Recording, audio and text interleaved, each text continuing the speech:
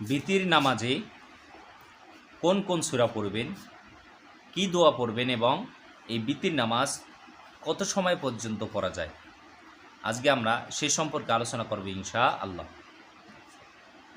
ঈশার সময় ঈশা ওয়াক্তে বিতির নামাজ পড়তে হয়। এটা পড়া হলো ওয়াজিব, এটা অবশ্যই আমাদেরকে পড়তে হবে। এবং দুই রকমের নামাজের কাজা করতে হয়, একটা হলো ফরজ নামাজ আর একটা হলো ওয়াজিব নামাজ। ফরজ নামাজ যদি আমাদের কাজা হয়ে যায়, আমরা যদি সঠিক সময় যদি পড়তে না পারি তাহলে সেটার কাজা করতে হয়।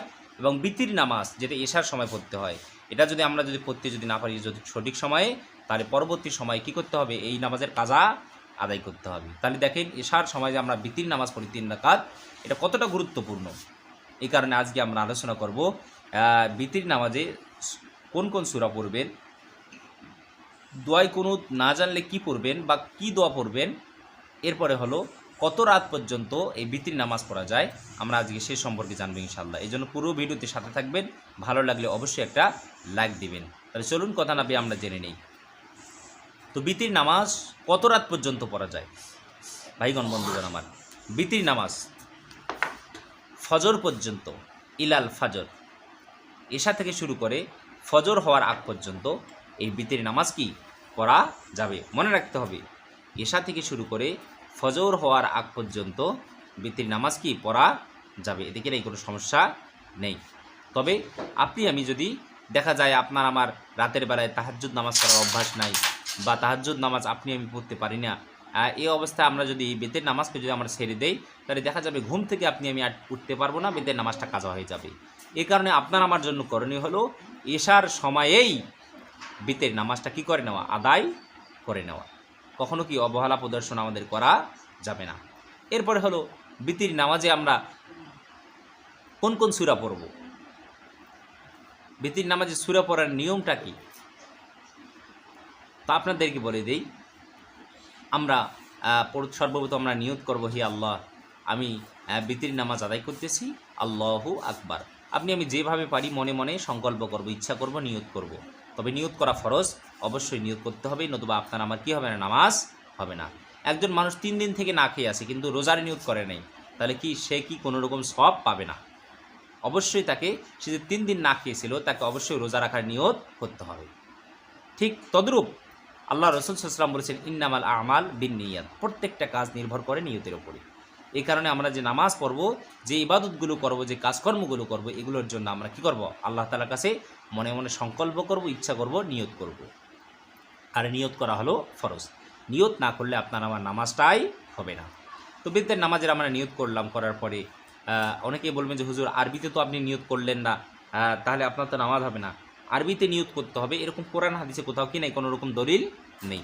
আপনি আমি যেভাবে পারি, যে ভাষায় কথা বলি আপনি আমি, সেভাবে আল্লাহ তাআলার কাছে নিজের মনের কথাটা আমরা ব্যক্ত করব। এটাই কি হলো মূলত নিয়ত বা সংকল্প বা ইচ্ছা। আমরা তারপরে আল্লাহু আকবার বলে হাত বাঁধবো, হাত বাঁধার পরে আমরা সানা পড়বো, সানা পড়ার পরে আমরা তাউত তাসমিয়া পড়বো, এরপরে আমরা সূরাতুল ফাতিহা পাঠ করব।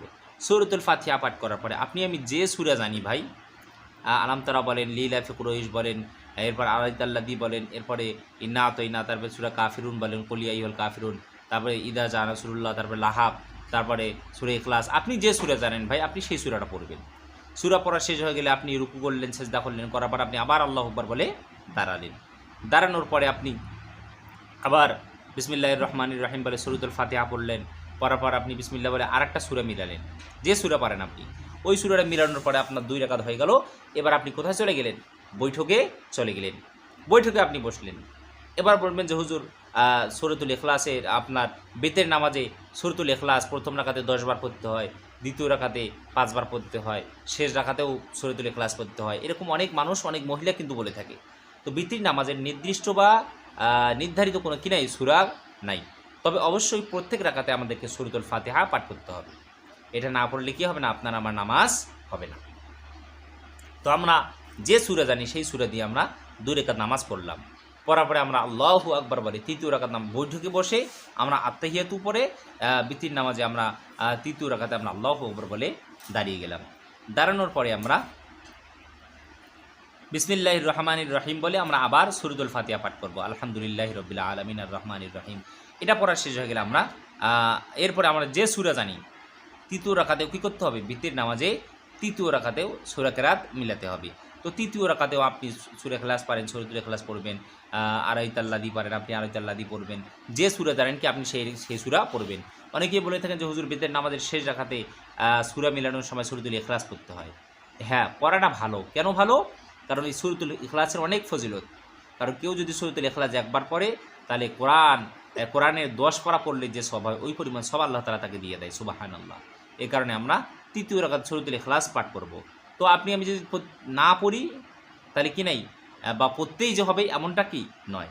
আপনি যে সূরা জানেন, যে সূরা আপনার কাছে সহজ মনে হয় আপনি কি সেই সূরাটা তৃতীয় রাকাতে পড়বেন। পড়া হয়ে গেলে আমরা আল্লাহু আকবার বলে হাত একটা তাকবীর দেই। এই তাকবীরটা দেওয়া হলো ওয়াজিব, দিতেই হবে। দেওয়ার পরে আমরা দোয়ায়ে কুনুত পড়ি।